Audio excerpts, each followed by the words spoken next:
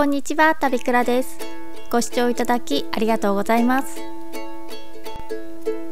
私たち夫婦はキャンピングカーに乗り始めて2年目を迎えました。これまで夫婦でいろいろなところにキャンピングカーで出かけ、楽しい思い出をたくさん作ってきました。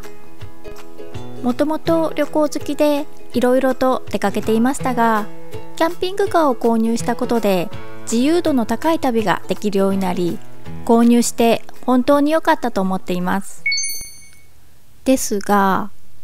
それまで車中泊の経験がなかった私たちがキャンピングカーで旅をしてみて、思っていたのとはちょっと違うなと感じた点がいくつかありましたので、今回はその中からキャンピングカーの中で寝ることにスポットを当ててお話ししていきたいと思います。キャンピングカーにまだ乗ったことがない、これから購入を検討したい、そんな方にぜひご視聴いただければと思います。どんな買い物をしても思っていたのとはちょっと違うということはあるかと思いますが、キャンピングカーは高価な買い物ですので、少しでもそのギャップを埋める参考になれば幸いです。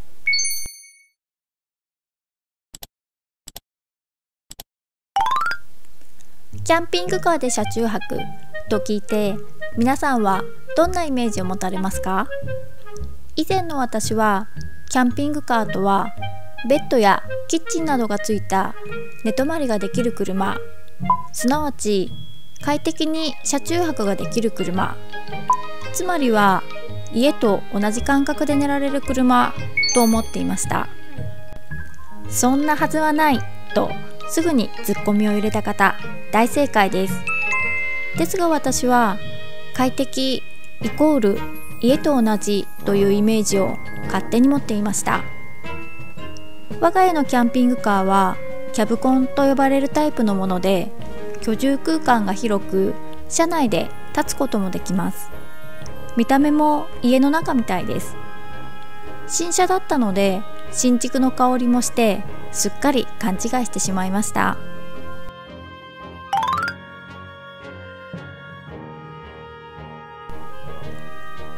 まずキャンピングカーで寝るときと家で寝るときの違いについてギャップを感じたことを5つ挙げてみます。揺れ、音、光、傾斜、そして防犯です。個人差はあると思いますが、それぞれについてお話ししていきます。まずは家と違って揺れることです。駐車中、例えば自分が寝ている時に夫が寝返りを打ったり、車内を歩いて移動したり、風が強い時など特に揺れを感じます。キャンピングカーは車なのでサスペンションといって衝撃を吸収する装置がついていますが、これが意外とふわふわして気になります。車中泊を始めたばかりの頃は揺れが気になってよく目が覚めてしまいました。揺れ対策として調べていた際に、ジャッキアップして車を固定するという方法を知りました。車を持ち上げて固定する、なるほど、いいかもと思いましたが、この方法はいざという時にすぐに車を動かせないので、今のところは使っていません。キャンピングカー旅の先輩たちは揺れは慣れるとおっしゃる方が多いので、私も慣れを目指して続けていきたいと思います。次は音についてです。普通車に比べて防音対策がされているキャンピングカーですが、普段家で聞こえてくる音とは違う音が聞こえてくるので気になりました。例えば車のエンジン音や走行音、ドアを開け閉めする音や話し声などです。窓を閉めて寝るときはそれほど気になりませんが、換気や暑さ対策で窓を開けることもたびたびあるので、そんな時はダイレクトに音が入ってきます。そこで対策としてはやはり耳栓でしょうか。耳栓をしても全ての音がカットできるわけではありませんが、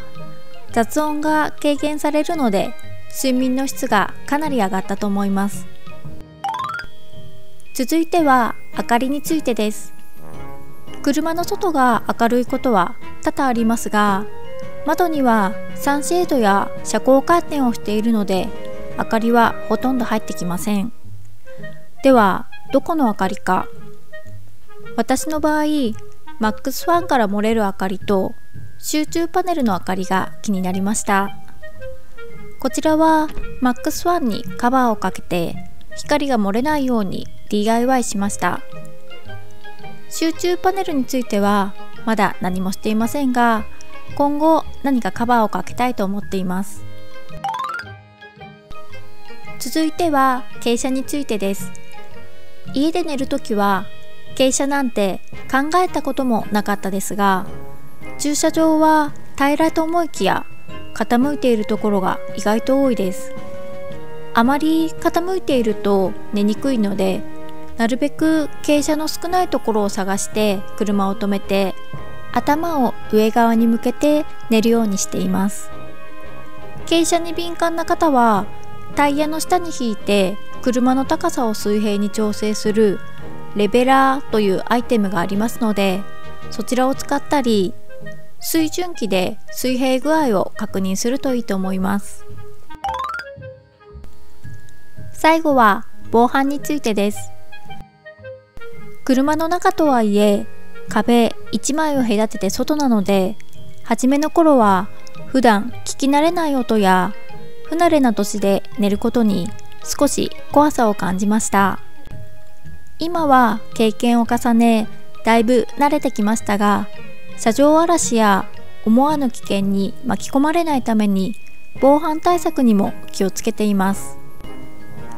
例えば全部のドアの施錠、これは基本的なことですが、キャンピングカーでは居住部分にもドアがあるので、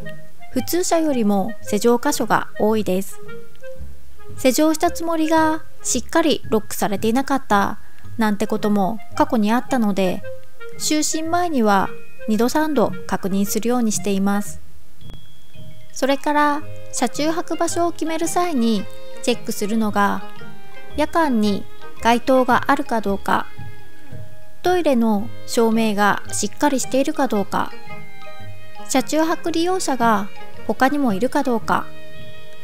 安全面を考えてある程度人気がある場所を選んでいます。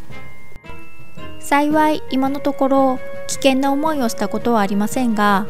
万が一何かあった時にはすぐに発進できるように進行方向へ向けて駐車することや、鍵やメガネは定位置を決めておくことを心がけています。今後も気をつけて安全な旅をしていきたいと思います。いかがだったでしょうか。今回はキャンピングカーでの就寝について、私が感じた、思っていたのとちょっと違うをご紹介させていただきました。キャンピングカーは動く家と表現されることもあり、快適そうなイメージが先行しがちですが、現実はキャンピングカーで寝るのは家で寝るのより条件が悪いです。とはいえ、キャンピングカーは楽しく人生を豊かにしてくれる乗り物で、私は購入して本当に良かったと思っています。買ってから思っていたのとちょっと違うを回避できるように、今回の動画が少しでも参考になれば幸いです。それでは最後までご視聴いただきありがとうございました。